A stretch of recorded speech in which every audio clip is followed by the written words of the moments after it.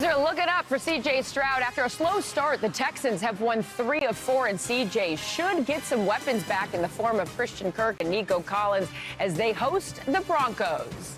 Meanwhile, Jared Goff's Lions are right on the Packers' heels in the division and return from the bye to make their NFC North intentions known as they host the Vikings. It is Week 9, and this is Fox NFL Kickoff.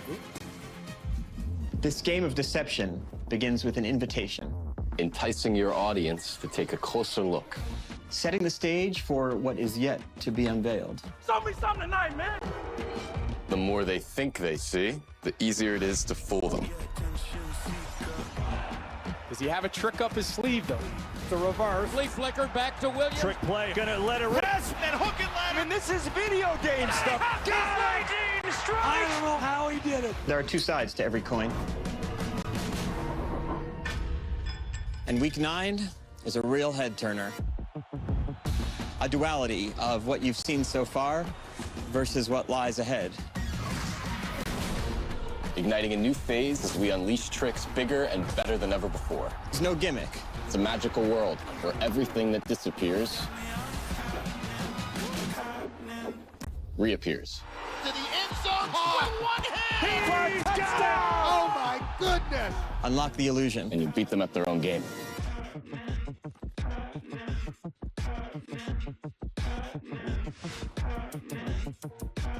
Fox NFL Kickoff is delivered by Little Caesars, the official pizza sponsor of the NFL.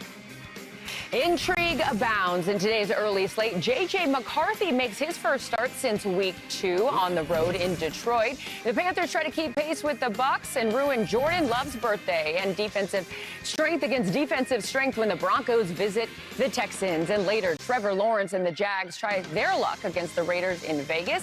And the Saints introduce the Tyler Shuck Show. Yes, the new quarterback of the Saints to Hollywood as he makes his first NFL start against the Rams. And with that, we welcome you to Fox NFL Kickoff. I'm Carissa Thompson alongside Charles Woodson and Julian Edelman. Jay Glazer will join us in just a bit. But first, our thanks to Jesse Eisenberg and Dominic Sessa for starting us off. Their new movie, Now You See Me, Now You Don't, will be in theaters on November 14th. All right, gentlemen, before we get into Week 9 conversation, we got to talk about that World Series. How about Game 7, extra innings? Yeah. It was an incredible World Series. So much fun. And, of course, that parade will be happening in L.A., back-to-back champions. I just keep thinking about that throw from Rojas to home plate. Right? We always talk about a game of inches. That was a game of inches. That game was supposed to be over. It was. That was and his home run. Those guys stepped in. So many great moments. Exactly. He did the big unit. There was a Randy Johnson nod there, but I'll tell you who's the G unit. That is Kevin Burkhardt right there. He is a G. He called the World Series game, landed in Detroit at 3:15 in the morning, didn't get to the hotel till 3:45, and now he's in Detroit to call the Lions-Vikings game. He is a stud all the way around, so shout out for Kevin Burkhardt being our MVP. He almost works harder than you, Chris. Here at Fox. He works harder than me, and I feel like I kind of work. All right, you guys, as we approach the midway point of the NFL season, it is natural to pause and examine the landscape. A lot of the view is still a little hazy and hard to make out, but it seems many are finding good fortunes out on the Western Front. Now we get to the elite division. Sam Darnold, you are a magician. JSN is a stud. Stafford playing as well as he ever has. Down, Matthews got 5. The next man up philosophy. Mac Jones has filled in capably. The Broncos defense comes up yet again. Justin Herbert, who's one of the best quarterbacks in the league. They're passing it more than they ever have. Once again, the best offense, the best coach, the best quarterback. The AFC West, best division in football right now. 3 teams over 5 wins. Let's go. Let's start with the Broncos. 5-game winning streak. Yeah. Bo Nix and the offense is starting to get some consistency, and they got a defense that gets after the quarterback. Then you look at the Chargers, okay? They look like a completely different team with Joe Alt. They can run it behind him. They can finally protect Herbert. I mean, they're looking like they're shaping into mid-season form. And then you got the Chiefs, right? Chiefs on a 3-game winning streak. Get Rashee Rice back. They finally look like this offense is unstoppable. Probably the best offense they've had in 3 or 4 years, and they won Super Bowls over these years. Yeah. And then you got the Raiders, 2-5. We all can't be perfect, Charles. Can't win them all. We're happy with 2 wins. We'll get 3. We'll get to 3. Hey, but for me, I see your AFC West, and I'll raise you an NFC West. I think that the NFC West is the most competitive division. We got 3 teams with 5 wins as well. And you look at the San Francisco 49ers with 5 wins, and I always talk about this team as being, last week I said they're one of the scariest teams, and the reason why is because of Kyle Shanahan. It's always going to have this team in the mix, and they don't have the best record in the division, but they're 3-0 in the division. And as long as you got Run CMC on your team, you're always going to be in the mix. Love that nickname, by the way. And then with the Seahawks, you got Mike McDonald. He has his defense playing at an elite level, and if they say if you're a defensive coach or offensive coach, your side of the ball always has to perform. Only giving up 4.7 yards per play, 19 points a game, led by Leonard Williams. He's a star on that defensive side of the ball. And then JSN, he's the best receiver statistically in football right now. He's becoming a star in this football league. And then the Rams. Yeah. Come on, man. Great division. How is Sean McVay still only 40 years old? I know. That's crazy, right? I played him in college. But dang it, that's a little tidbit. I didn't know that. Yeah. But look, he's 10-14 against the NFC South, what they're going to play today. So you know his team's always going to be ready. Matthew Stafford, 37 years old, just threw for 5 touchdowns over in London. Where they play? London. Overseas somewhere, London. Right? 5 touchdowns. Getting Puka Nacua back, who's only 12 receptions shy of the youngest under 25 by a Ram in receptions. And so you know this team. Hold on. I forgot about Byron Young. Yeah. Holy, 9 sacks in 7 games. Like this team, this division is littered with stars. Most competitive in the league. You guys make a great case for both those. You know, they say the sun sets in the West. It seems like it's rising in both of those divisions, and it makes it so much fun to watch. You know who else is fun to watch? Jay Glazer. He's going to join us now. He's going to get us in the know, brought to you by the scoop, Jay. Jeep. You need a Jeep to haul around all the news that you have. I'll take a free car. Bam, let's do it. Yep, if it's free, give me 3. Let's do it. Good morning, Jay. We always love having you here. You know, we're talking about, you know, the trade deadline. We'll get to some of that news in a second. But we've got news on a guy that he told me, Mercedes. In the AFC West, right? He told me, Mercedes Lewis told me when I sat down with him last year that he wanted to play 20 years in the NFL, and now he's going to get a chance. Tell us more. Because he is active today. He's going to play today, which gives him his 20th. Actually just got off the phone with him from the locker room in there, and he's like, it's surreal. Like, I'm just living in gratitude right now. You know, when I first started in this league, I was hoping I'd play 10. I never thought I'd get to 20 in a million years. And, guys, they're going to use him as a sniper today. He's going to come in, help that team. A lot of teams are really nervous about that front 7 for the Houston Texans. So it made a lot of sense for Sean Payton, who, by the way, Sean Payton, I think about 3 other times in the past, tried to acquire Mercedes Lewis when he was with the Saints, the head coach of the Saints. Finally got him. This is pretty good for them. But it's really cool to hear Mercedes in there. By the way, he's going against D'Amico Ryans, okay? Him and D'Amico Ryans were on the same team at the Senior Bowl together. Wow. D'Amico's drafted 5 picks after him in like the 1928 draft. But like you just brought up that you played with McVay, and here D'Amico's coaching for the Texans and Mercedes still playing. It's really, really cool. So the trade deadline's looming. It's on Tuesday. What do you have for us? Well, I'll tell you what. The funny part is how these trades go about. I want to give people a little inside look. You know, like during the draft, everybody's talking about subterfuge or what are, you know, GMs are telling reporters to get this and that. Well, they also do to each other come trade deadline. And this was a line that I heard more than anything from GMs, that they would call a team and a team would say, hey, we're not trying to trade player X, but can you believe all these teams are calling us about player X? Which means they're saying, hey, what would you give us for player X? So they're doing it to each other as well. And the teams I would say that are most aggressive right now going in this trade deadline, it's one team we're talking about, the West here, may surprise you, Seattle Seahawks. They are very aggressive right now for several different positions. The Bears, the Niners, the Cowboys, they're being aggressive as well. I don't think you're going to see any big names, but and the Eagles, too, they're being aggressive. Patriots? Patriots, you know, Patriots are looking for some help. A little pass rush help. What about Trey Hendrickson? I know that originally they said no, but is that changing? So, they did say no originally. And then the last couple days, a bunch of GMs said, hey, you better check this out, because now they're saying yes to us, right? And, you know, whether or not they can get what they're looking for, I don't know about that. But it seemed like a hard no about a week or so ago, and now it's not. I can only imagine how busy you are and how many times that phone of yours is going to ring between now and Tuesday. We appreciate it. More news from you on the next hour in Fox NFL Sunday, and we will see you throughout the show. Thank you, Glaze. As always, we appreciate you. Coming up, Terry Bradshaw joins us to break down the early MVP. He's already here.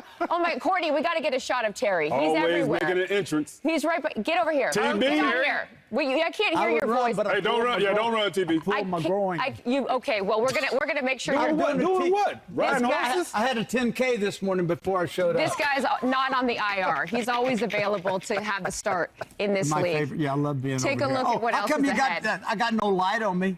You always shine bright. Coming up, the Chiefs and Bills are set to meet yet again. Howie Long stops by to discuss the emotion of a marquee matchup. Bo Nix has the Broncos riding high in the AFC West. He tells our Allison Williams all about the Mile High movement. Cooper tags along to Denver, where he hosts a special ranch edition of the Manning Hour.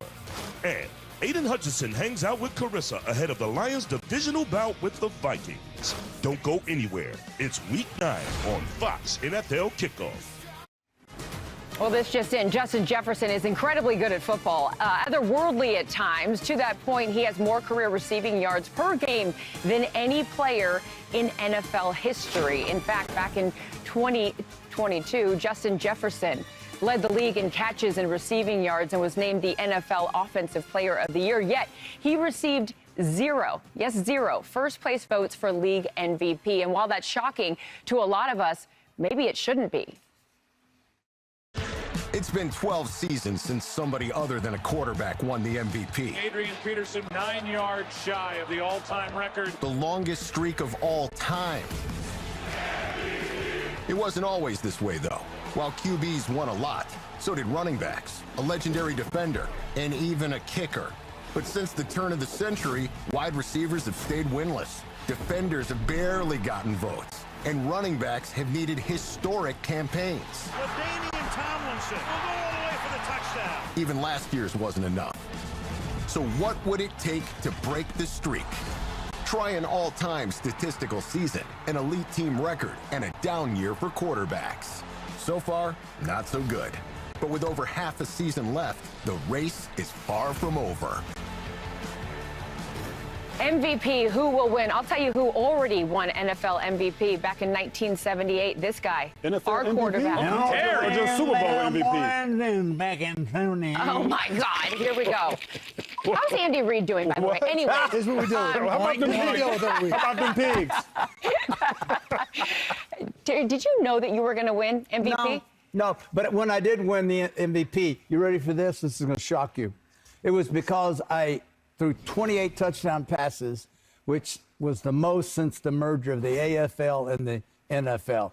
28 touchdowns. The long bomber. 28 the long bomber. You believe that? No, That's a lot of touchdowns back in your day. That is a lot And of call his own plays. Jared, Matthew Stafford has 17 right now. Yeah. So why is it that only quarterbacks win? The last time a non-quarterback won at MVP was back in 2012 when it was Adrian Peterson. Right. Yeah. And actually, I thought last year should have been Saquon Barkley. Barkley, hands down. Or no you disrespect to Josh Allen, of course, but well, and I thought Lamar Jackson, if anybody would have won in the quarterback position. Lamar, 41 touchdowns and 5 interceptions was astounding. So why is that? I think it's because we always have the ball in our hands. We're always being talked about. We're always being given the credit because how great we are, forgetting that we have a line and receivers and so on and so forth. And running backs is not a sexy thing. That's why Taylor would be a front runner this year. But someone asked me that earlier, and I said, easily would be my front runner, but then you could look at Daniel Jones. Yeah. And if I had to pick a quarterback for anybody winning it, I would say Matthew Stafford is having his best year ever. 17 quarterback years for the in. Rams. Yeah, sure. I mean, the quarterback gets it because he's the highest paid guy on the field. Let's not be ignorant.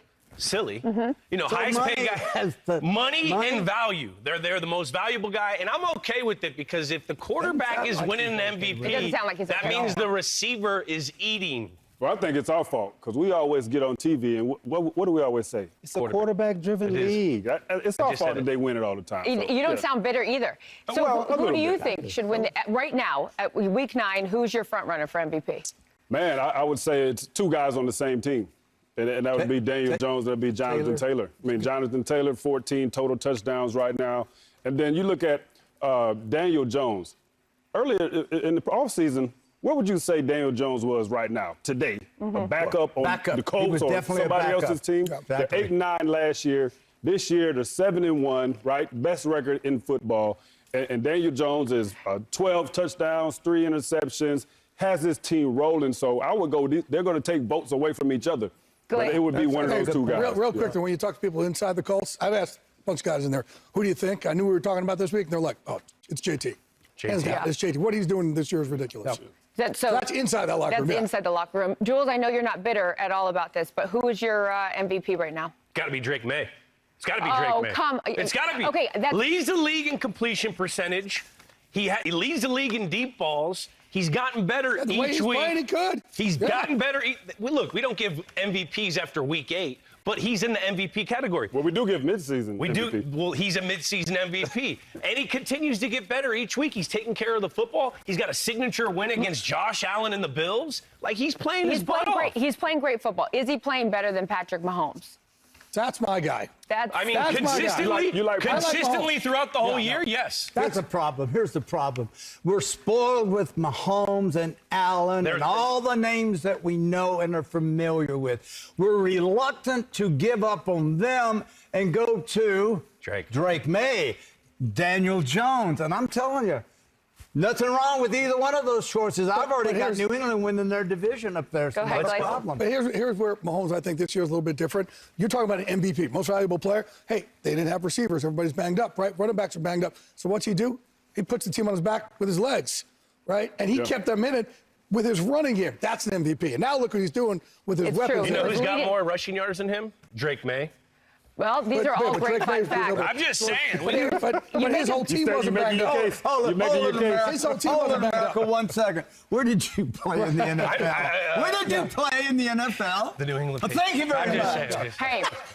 No better advocate. Let's go, Pats! Still a long season, but I think what I'm learning from this conversation is that we're all spoiled. There is a lot of great players Can't go wrong with in the NFL. You are our MVP. Patrick no Mahomes one is a better. beast. Thank you. So sweet of you. Thank you. Come over anytime. Thank you for being here. We're going to take a quick break, but coming up, Chiefs-Bills, the game everyone is talking about that includes a lot of big stars. Howie Long is going to join us to talk about that game when kickoff returns. Howie. You know Howie, Terry. Howie, Mr. Raider.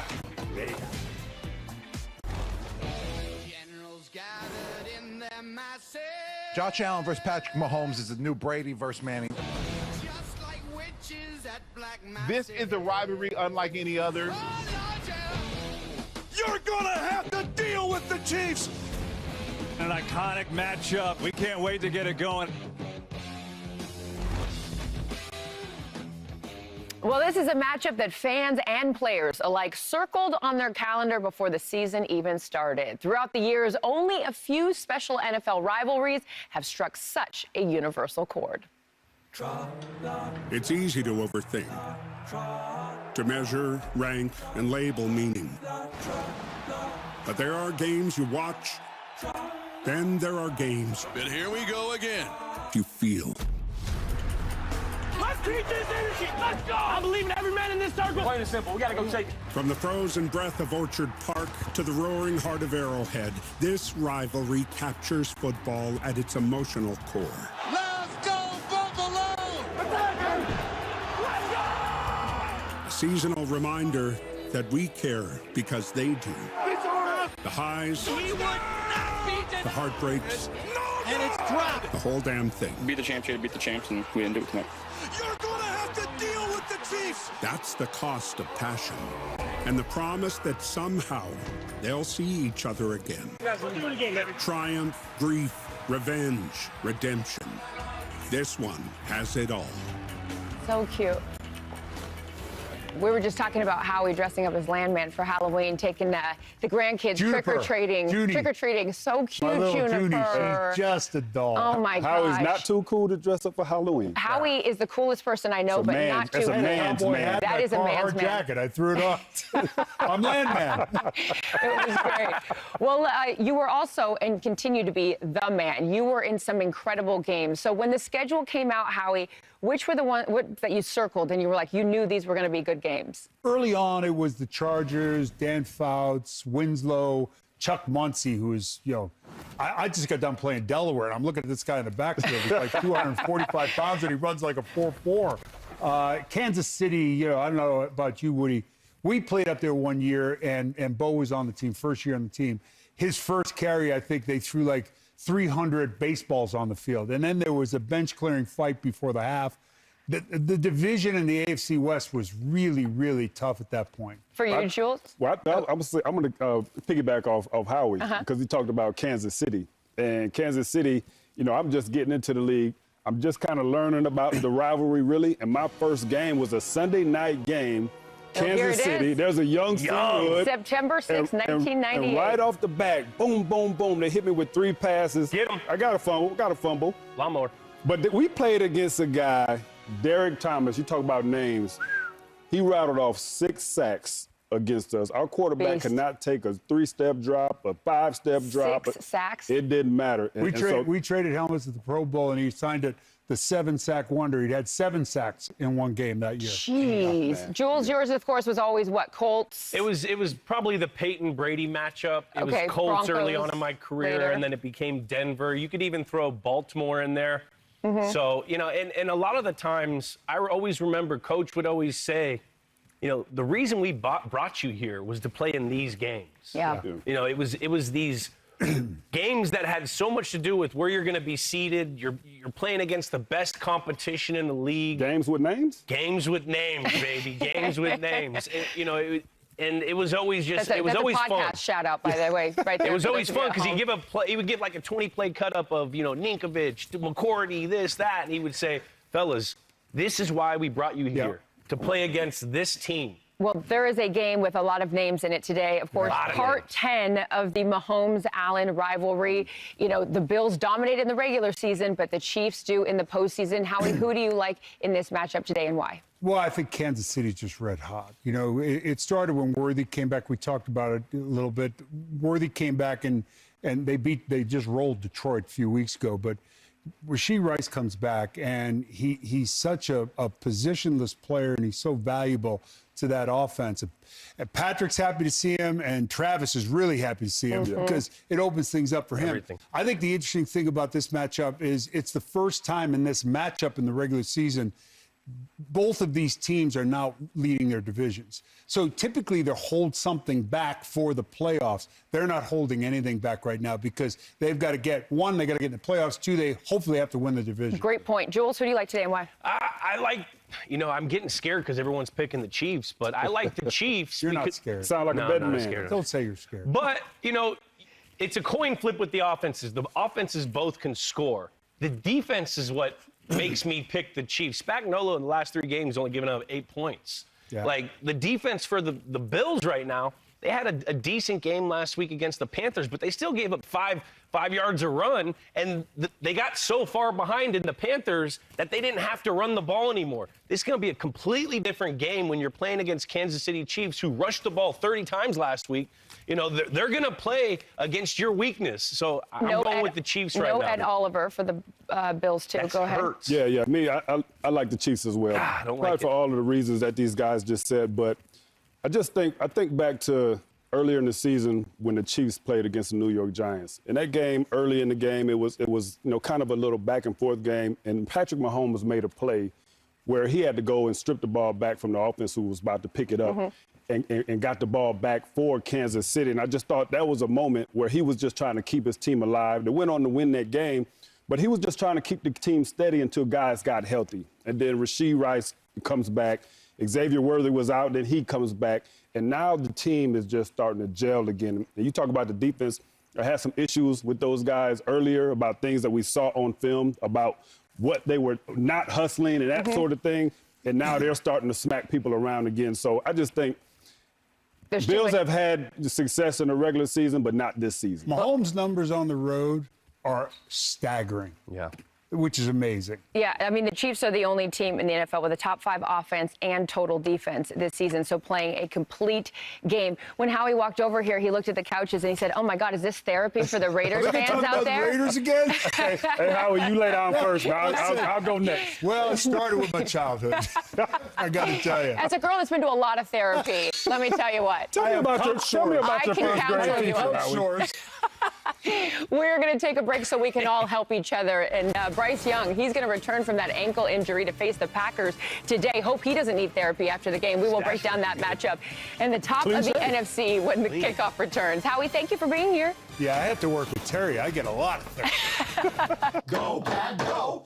Go, Pack, go! No! To Jordan. To Jordan. Okay, Randy, what the hell is going on? It is Jordan Love's 27th birthday, and in the world of Packer lore, that is a magical number. So we threw a party. Okay, yeah, I can see that. But what is so magical about a Green Bay Packer quarterback's 27th birthday? I'm sorry, and do your wives know you're here? Hey, Pam, first off, no, they don't, but thanks for having us. Second off, every Packer quarterback has won their first title at the magical age of 27, just like Brett and Aaron over there.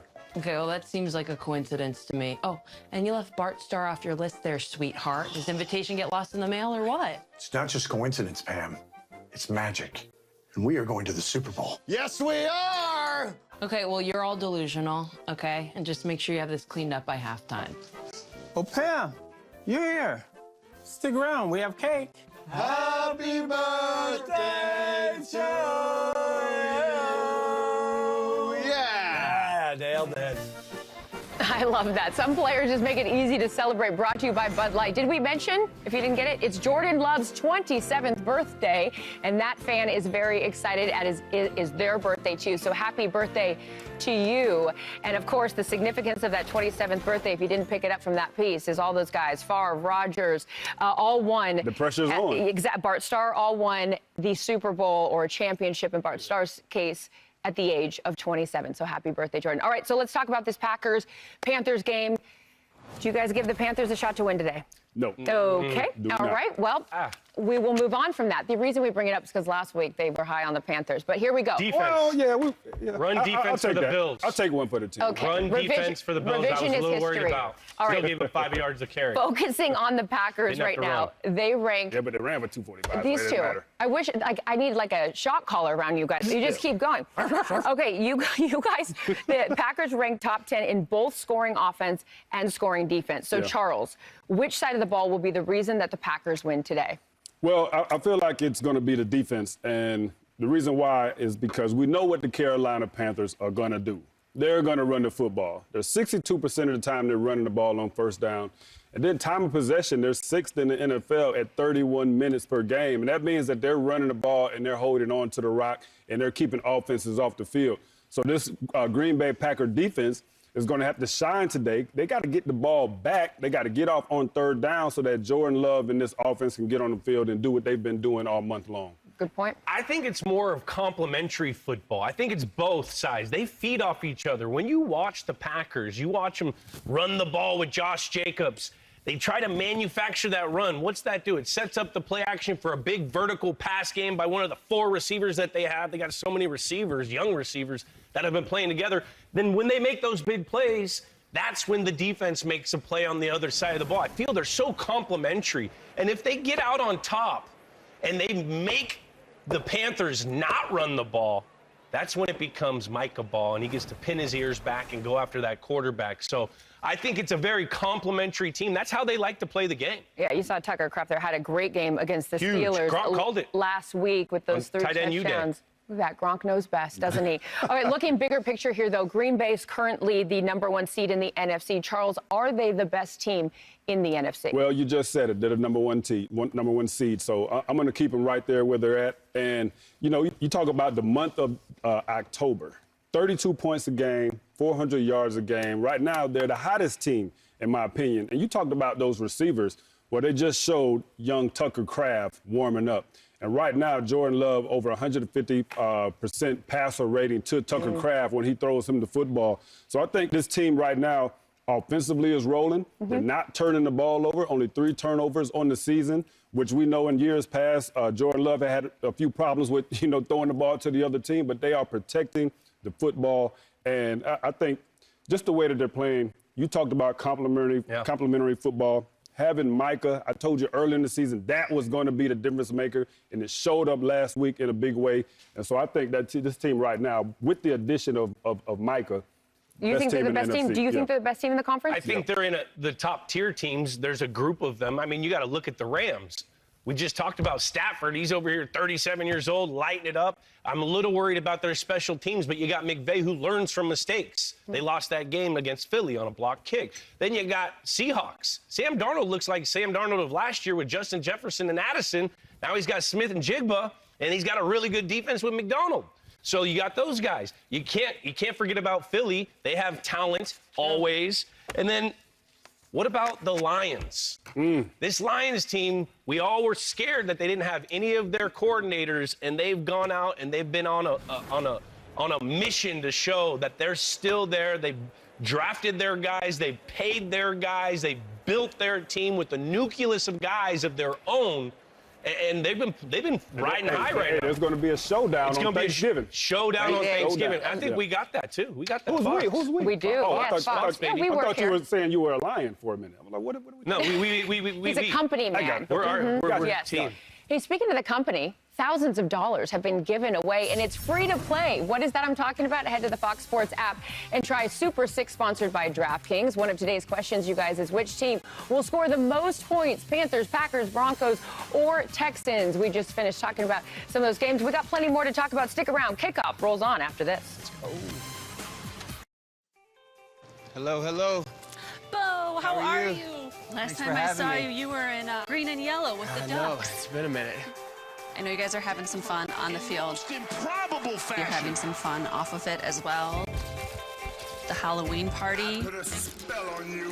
An F1 driver. Was that your costume? It was actually my wife's idea. I was like, Brad Pitt. Yeah, sure, I'll be Sonny Hayes. That doesn't bother me a bit. Boys at the 5. Touchdown, 18 unanswered points. I know that's something you'll hope continues this week against the Houston Texans. We have to find ways to stay on the field. And here we go. First downs, Got him in. find a few third down conversions. Straight third down. Just stay on the field for our defense. It's going to be all about how we execute, but we're excited.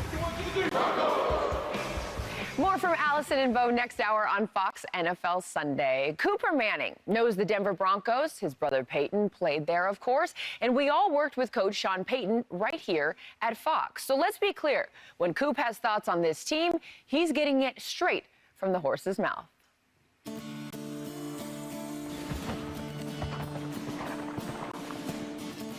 The Wild West is not for everybody. It takes grit, determination. Is this stallion go any faster? Yeah! Woo! Here I come! This week, the Broncos take on the Texans, two franchises built from the ground up. Hey, you have the same table manners as Julian Edelman. Led by a couple young guns. He's the guy that turned the franchise around. He is their quarterback of the future. Anchored by a dominant defense. Arguably the two best defenses in the league. The ball is out. Houston scores. Their defense is elite. And hitched to a head coach with Texas roots. What? Way to play. Way to play. That's a great win. So if you're a franchise fixing to get out of the mud, look at me when I'm talking to you. Takes a leader with strong beliefs who's not afraid to get back in the saddle. A coach ready to take the reins and lead his team to victory one drive at a time. How do? Oh, my gosh. He's so funny, this guy. All right, so Denver-Houston, a matchup of strength on strength. The Broncos lead the league in sacks. The Texans have the league's top total and scoring defense. So, Jules, you're going to make the argument for the Broncos. Charles, you're going to make the argument for the Texans and tell me which of these units is better in your opinion. Jules, start us off, buddy. Well, you just talked about it. Denver Broncos leading the league in sacks. Why? Because of Jules' Jules, Nick Bonito. Let's see the tape right off the bat. Look at the explosiveness, run the hump, make Cam Ward leave the pocket and force a bad throw. That's pressure. It'll bust your pipes right there. I mean, okay, for the callback of Jules is Jules. He highlighted him a few weeks ago. It is great. That's a good point about Nick Bonito. There's no Patrick Surtain today. He tore a pectoral muscle. That's a huge loss for them. Reigning defensive player of the year. Make the case for the Texans why they have the better defensive unit. Yeah, well, he talked about one pass rusher. You know, he named one guy out. Well, I got two outstanding pass rushers with the Texans. Oh, yeah, and we can get after the quarterback just the same. Watch these guys. Watch that speed to power by Will Anderson. Pushes the tackle, went to the quarterback, and to Matthew Stafford, of all people, gets him down. And so I got two guys, right, who are great pass rushers that know how to rush the passer to the level of the drop. Don't get beyond them. Get to the quarterback, flush him out, get him down. I got the best tandem in the league. Best tandem, okay. You know, tandems are good, but there's always one guy that makes the tandem go. Let's roll the tape on the second play by Nick Bonito. Yeah, let's hit him with a little change of speed. Who is that? That's Joe Alt. That's a franchise left tackle, and he beats him with his quickness. The first play you saw him use his explosiveness. The second play you saw him use change of speed, still running that hump. He's just rad athletic. Okay, this is some indisputable video evidence going on here, apparently. We got another clip from you that you're going to show us now? Well, why wouldn't we? Let's do it. I told you I got the best tandem in the league. I told you I got Will Anderson and Daniil Hunter. And watch these guys work together. Look at, a little twist stun on the outside. And it's not always about the sack. Sometimes it's just about the pressure. Just get into the quarterback's face, and guess what? You talk about Pat Surtain not in, all right? That's going to be, a problem for you guys. But our guys, we work in tandem. Okay. Now we got the D-line. Now we got the DBs that can take it out of the air when we get the pressure. Bring it home, Jules. Make your final case for the Broncos being the better unit. You got more? You want a little tandem? More? All right, let's roll the tape. Nick Bonito, he goes outside on the first two. He goes inside. What's that do? That leaves Franklin Myers there, because it ain't no fun unless the homeboys get some, because we got not a tandem. We got a whole team of pressure, and that's Nick Bonito. Forces a bad throw, quarterback to leave, gets 2 sacks, gets a pressure to make his teammate Franklin Myers get a sack. It's a team effort over here, baby. Okay, I'm Judge Judy, apparently. I'm judging this. So since you're our veteran councilman here, you get to make your closing argument. All right, well, you said, you know what? We talked about tandems, but it takes one guy to make the tandem go. All right. Well, roll the beautiful footage. Watch Daniil Hunter with the Euro step. He hit him with the Euro. Explain what a Euro step is. The guy is out there. Well, I don't know if I can get. Where's my camera? Yeah, I want to know what a Euro step is. Bam! He hit him with the Euro. Look at that. See, we have a new studio. You just faded away in that. Hit him with the Euro. You see what I did? Yeah. Hit him with the Euro. Man, he's playing basketball on the football field. When you got guys with that kind of athleticism that can bring one sport and play it on another sport's surface, you got a bad boy.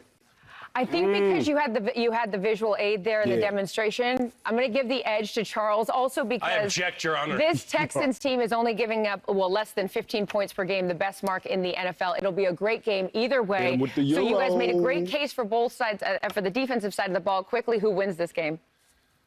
Broncos win this game. Better offense. Texans win this game. The Cowboys could not get any pressure on Bo Nix last week, but guess what? These guys win. Wait, how were the Cowboys last week against, weren't they the #1 offense? Had they played against Denver? They were the #1 offense. My case is rested or whatever. This argument. My case is rested. You rest your case. And we are going to take a rest here in the break, but not before we show you a little Amon-Ra St. Brown. We got an NFC North showdown in Detroit. We will break it all down right after the break. Good job, guys. Double jeopardy, man. My case is rested. J.J. McCarthy makes his first start since being injured in Week 2. He'll need to find that rhythm quickly as he faces a Lions squad that ranks top 10 in total defense. And with that, it's time to get you up to speed. Brought to you by State Farm. Aaron Andrews is in Detroit for this NFC North battle. Good morning, Aaron. And I'm going to tell you right now, I am so happy that the calendar just turned to November and you are in a dome, my darling. We're so happy to be here in Detroit. This is our first time seeing the Lions. It's crazy. Week 9, November, like you mentioned. The leaves are turning, something we don't see in LA, but people are pretty fired up here in Michigan.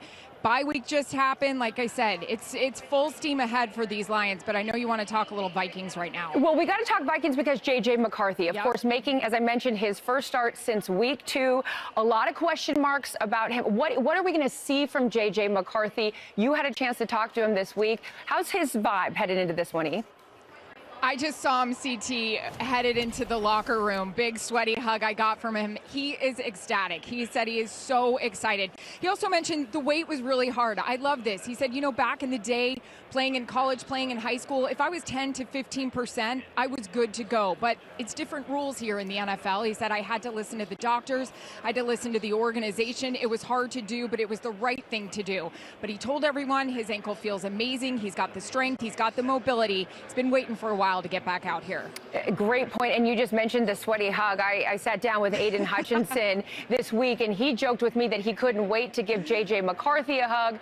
Of course, the two know each other from college at Michigan, but that hug would come in the way of a sack. And speaking of Aiden Hutchinson, Aaron, he just signed the largest non-quarterback guaranteed contract in NFL history to the tune of $180 million for this young man. And I'm sure that his teammates are like, bro, you're picking up the dinner bill from now on. Yeah, I was looking for him to pick up our bill last night on behalf of Fox as we were watching that amazing Game 7. Hey, quickly on Aiden, I want to say this. Our crew did the game in Dallas when he injured his leg. That was an awful moment to witness, really hard watching his team. But it was interesting talking to their head coach, Dan Campbell, this week about Aiden and how much he dedicated, the rest of the way to getting back. He even mentioned, if we had gotten to a Super Bowl last year, he would have wanted to play. Coach Campbell said Aiden Hutchinson looks in better shape now than he did before that injury last year, and that says something. And like you mentioned, there were people making comments. Right tackle Penei Sewell told me this week he faces off against Aiden in practice every single day, and he said he was a little heavier in the pockets this week going up against him, but still difficult. I love Kelvin Shepard also mentioning people were talking about Aiden's workload from here on out. How are you going to handle it? He goes, we just gave him the entire building. He's going to go out there and play. So very happy for that guy and his family. And your sit down, I can't wait for it. Oh, thank you. Well, look at you. You are a professional because you're leading me right into the feature. Thank you so much. Have a great call on the game, Aaron. And Aaron mentioned, yes, Aiden Hutchinson is an incredible player, but he is an even better person. Take a look. Something so out of the ordinary. You said money is never the motivation. Money's the byproduct. What is the motivation? Yeah, when I think about my why, really, it comes down to two things. It comes down to me loving football. I have a passion for this game. I want to be great. All day, you dominate. Let's go. Dominate on 3, 1, 2, 3. Dominate. Aiden Hutchinson got it. You feel a little bit of emptiness when you have success because it's like the hungry ghost. It's like you can never have too much. It's just one after another. So really, that's why my family and we started the Hutch Heroes. 3, 2, 1. Seeing what it is that you do for these kids, it is far beyond football, and it lasts forever. That's this one. This one. You commemorate these kids every single week, and I get to meet them sporadically throughout the year. You excited for the game? If I can find ways to make them happy and my success brings these kids joy, and when I see them, they're even more pumped. We have more stuff to talk about. It's like that to me is a why that is deeper than just my evolution and my aspirations as a football player. You're a great person, and you're a hell of a football player. Hutch with the pressure. Wrapped up. Down he goes. You don't turn Aiden Hutchinson loose. Look, you just started in your great career, but when you look back at 2022, that 1-6 start, does that feel like a different lifetime ago? It really does. Yeah. It does. That 1-6 start was, I call it the dark days. The Lions, who got off to a slow start. The worst defensive team in the league. It was a little rough, you know, but it set up a great comeback. I wanted to go to Detroit so bad in the draft is because you see this guy and Dan and what he's all about, the grit, I mean, every day, the competitiveness. That's what he prides himself on. So that's why I knew when I got here, it was going to be a perfect fit, and here we are. More of that interview next hour. Such a great guy, and to learn how you can get involved in Hutch's Heroes, please visit thehouseofhutch.com. Glazer, quickly for us. Guy, right? J.J. McCarthy returns today, and just got a phone with Kevin O'Connell's head coach. I said, you have to start from square one with him? He says, no. We could build off the Chicago game, but also he got to sit and watch how the offense is supposed to go with Carson Wentz. That helps us out. We were also able to build him up from the ground up. That was huge for him. It didn't go that well. He also saw Carson Wentz wincing a lot, 19 different O-line combinations. Going to be a long day. Once the game starts, there's no friends. Yeah, I love that. Aiden is not his buddy. I love that. Once the game starts. Sorry, We'll JJ. right there. It's going down. Fans across and the you're league going getting down. ready for week 9. Today. Time for picks, Charles. Let's go. Dang, 3-game winning streak right there. It's 8-6, not 6-7. You know who I'm doing that for. All right, here we go. Pick 41. Packers. Who you got? I got Detroit Lions -8. I'm taking the 8. Jules? I got the Broncos over Houston. America, you picked the Jags. America, Enjoy y'all ain't week doing so 9, good, everybody. America. Fox NFL Sunday starts Y'all ain't right doing so good. now. Catch up.